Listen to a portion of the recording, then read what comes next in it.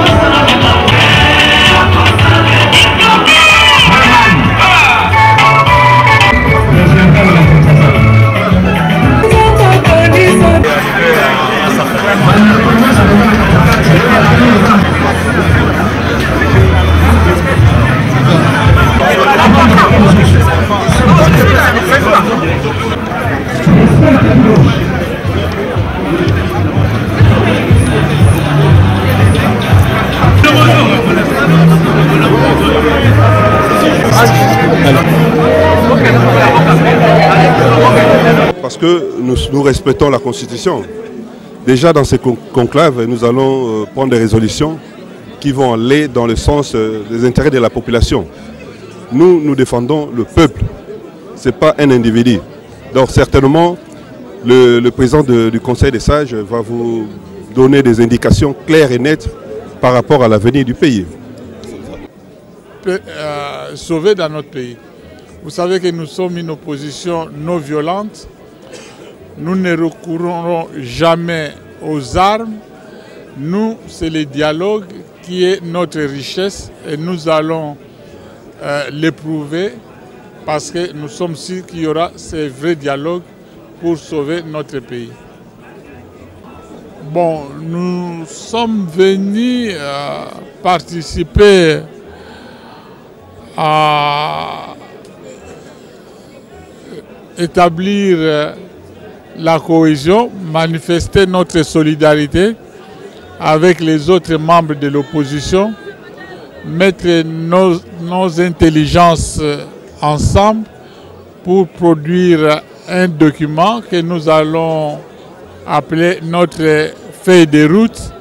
C'est avec cette feuille de route que nous allons chercher à rencontrer ceux qui se réunissent à la cité africaine pour que le vrai dialogue commence au bénéfice de notre peuple. Là est le blocage du processus électoral. Il ne peut pas assumer des charges d'État après le 20. Et la logique du MLP, mon parti, est de présenter une résolution où M. Tshisekedi sera le président de la République pour conduire la transition qui ne dépassera pas une année et organiser les élections. Je crois que le conclave d'aujourd'hui, c'est la continuité des Genval. Nous avons relevé des résolutions, nous venons pour les affirmer, n'est-ce pas? Et tout avait été résumé dans les textes des Genval. Aujourd'hui, c'est pour concrétiser et mettre le peuple en éveil pour que le 20 décembre, il y ait changement dans ces pays. Même si j'ai l'information, mais par politesse, par respect au président du Conseil des sages, je ne peux pas le livrer maintenant.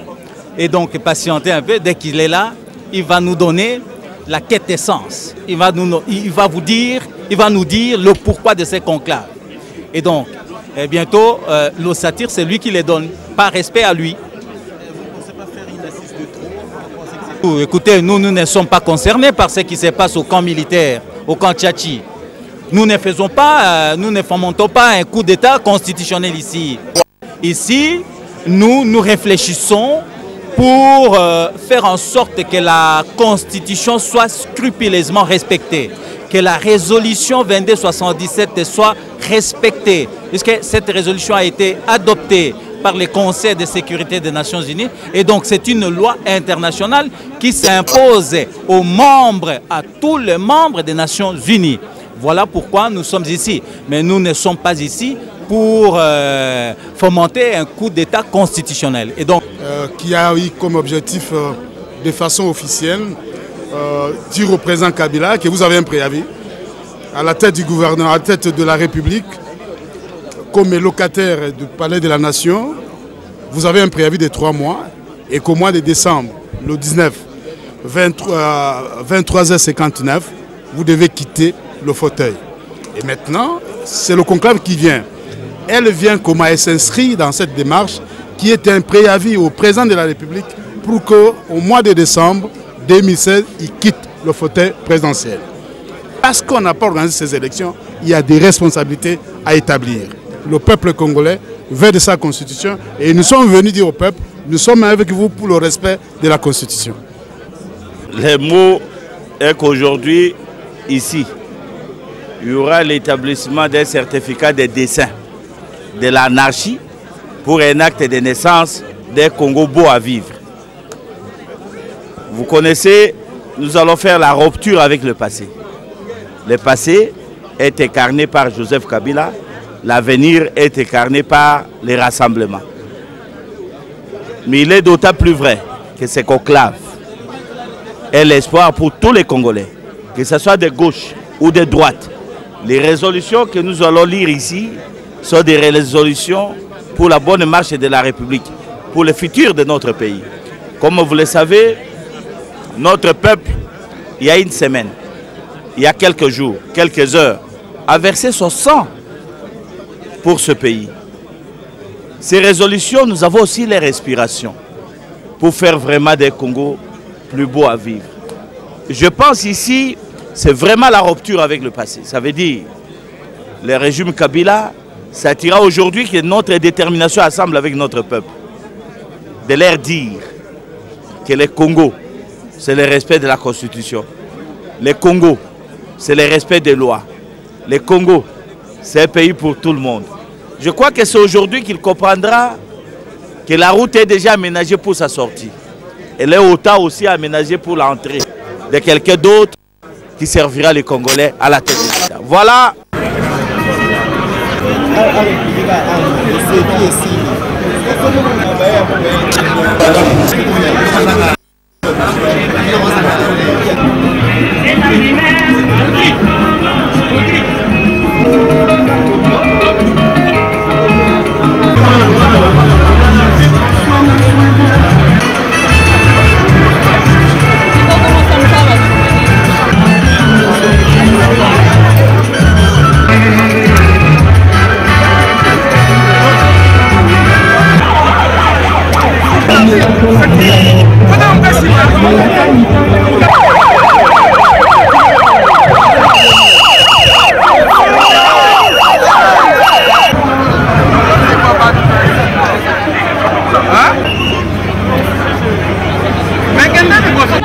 Avec la pression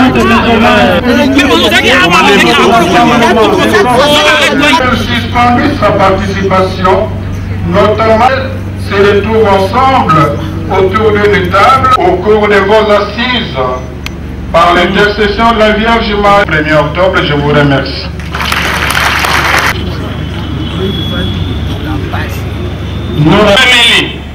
Et bien meilleur symbolique de notre victoire certaine. Les sanguinaires, les barbares, ceux qui sont à terre de notre... Un peuple digne de prestige et de grandeur. C'était fait tout à l'heure. Il me revient de dégager une ligne de conclusion unanime des revendications de la population. Je vous remercie. À présent, nous invitons le rappel. Ce blocage s'appuie sur la confiscation de ressources publiques à des fins partisanes et l'instrumentalisation de l'armée, de la police nationale, des services de renseignement et matériel. Il en est de même des institutions de la République sur lesquelles repose tout régime démocratique, plus spécialement le Parlement, le gouvernement, la Cour constitutionnelle, les juridictions d'ordre judiciaire et dans le cas de la République démocratique du Congo, la Commission électorale nationale indépendante, CENI, toutes devenues de simples bras séculiers du pouvoir en place.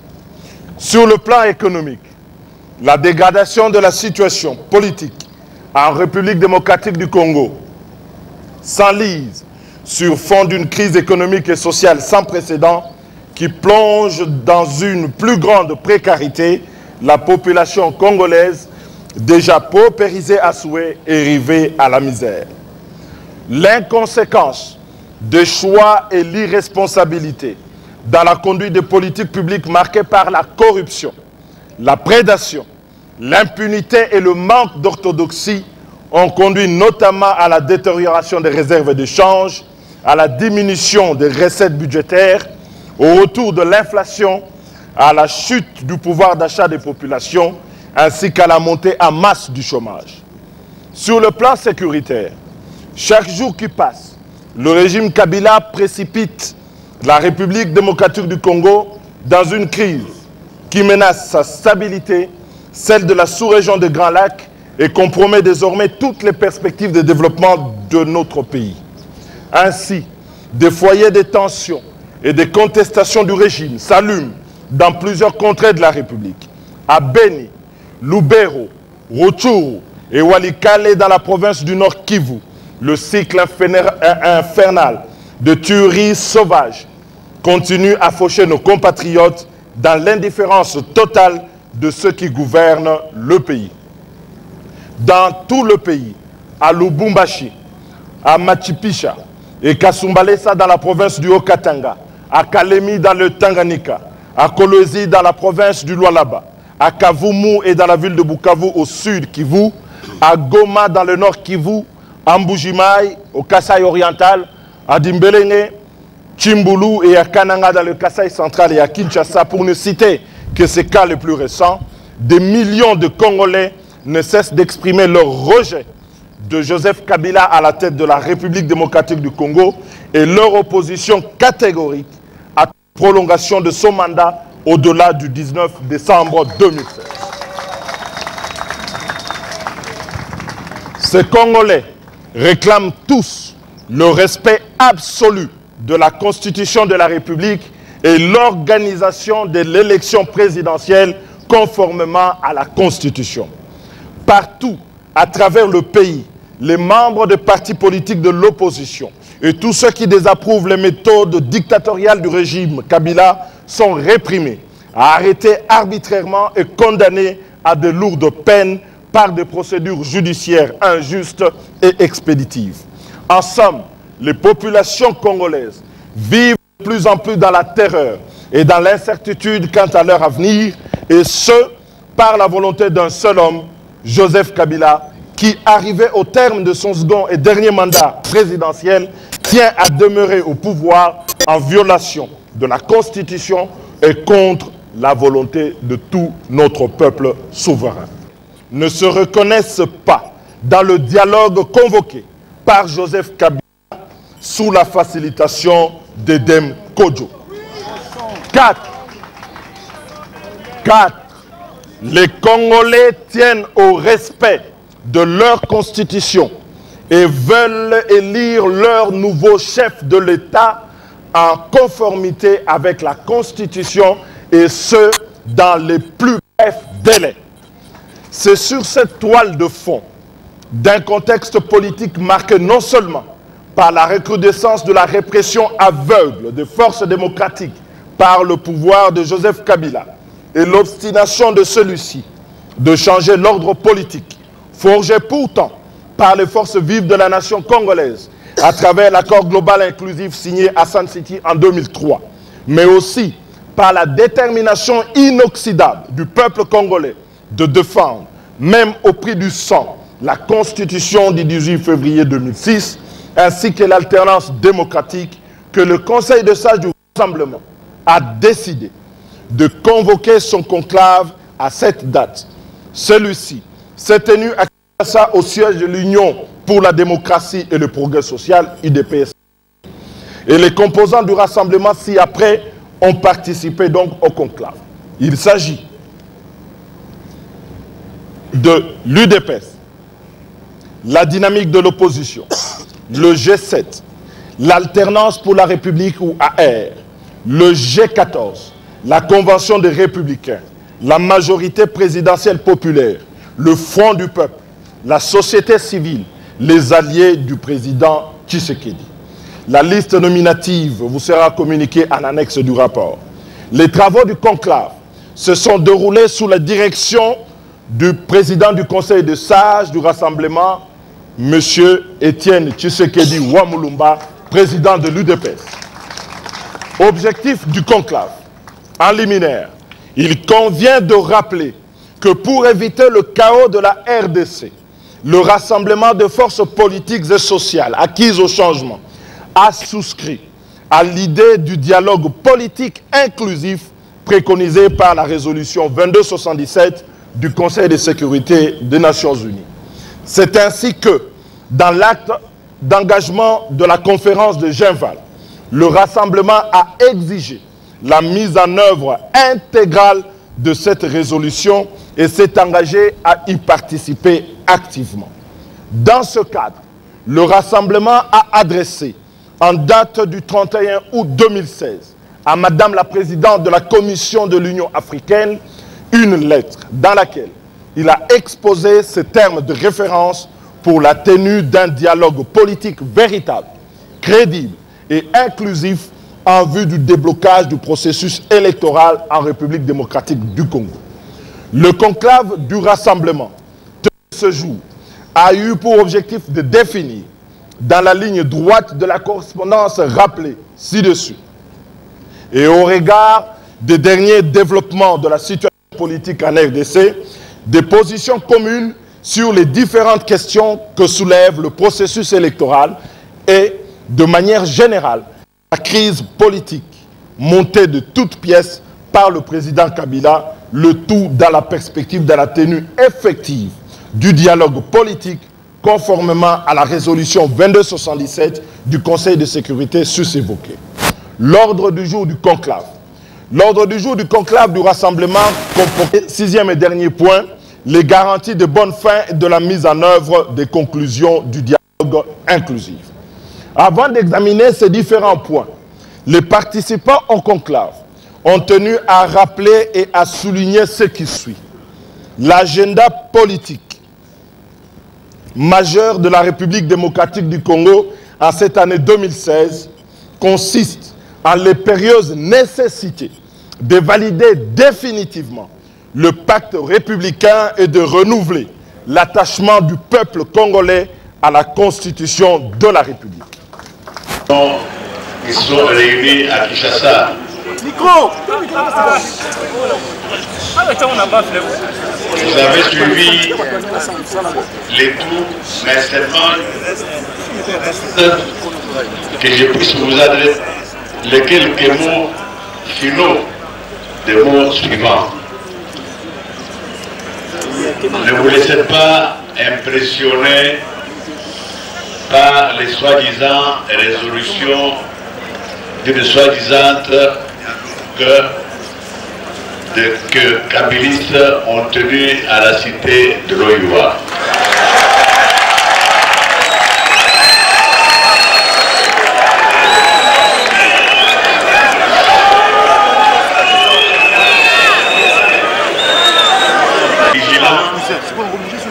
Et mobilisé tant que le vrai dialogue ne sera pas tenu à Kinshasa. Vous vous rappelez, 9 septembre 2016, nous avons donné un avertissement à M. Kabila. Mais le 19 octobre, nous lui donnerons une carte jaune.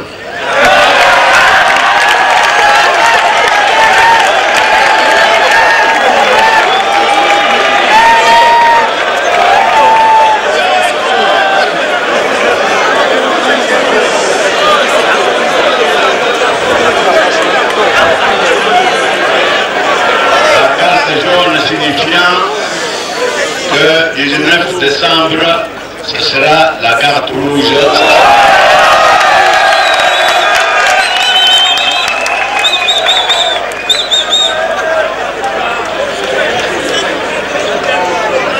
Il faut rester attaché à votre organisation. l'organisation qui est le rassemblement et ne vous décevra pas.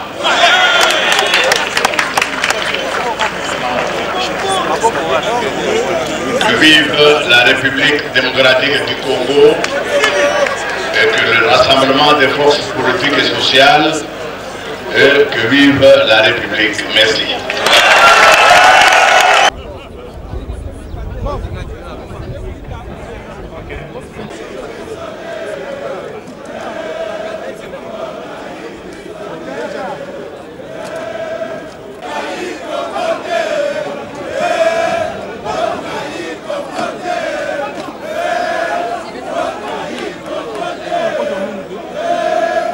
Conclave de rassemblement qui redonne l'espoir au peuple. C'est les signes forts que nous pouvons retenir. On est avec les dialogues de Kanchachi, le peuple était désabusé, le peuple ne savait quelle était le boussole qui peut conduire le pays. Avec ces conclaves, et vous voyez les discours très rassurants du président du comité des sages, Étienne Tshisekedi, l'espoir en Fanaï. Monsieur Zazou, je vous ai vu applaudir la résolution. Ça s'attendra quoi au début? Oui, c'est à quoi on s'entendait. Et si vous vous rappelez peut-être bien, c'est ça ce qui nous avait conduit aussi à notre démission. C'est la sourde oreille du pouvoir qui nous a conduit à ce stade de clivage et de blocage. Sinon, toutes ces résolutions étaient mûries. Il y a eu même des correspondances que d'abord le MSR, le 18 août 2014 a adressé au secrétaire général de la majorité, mais le MSR avait été traité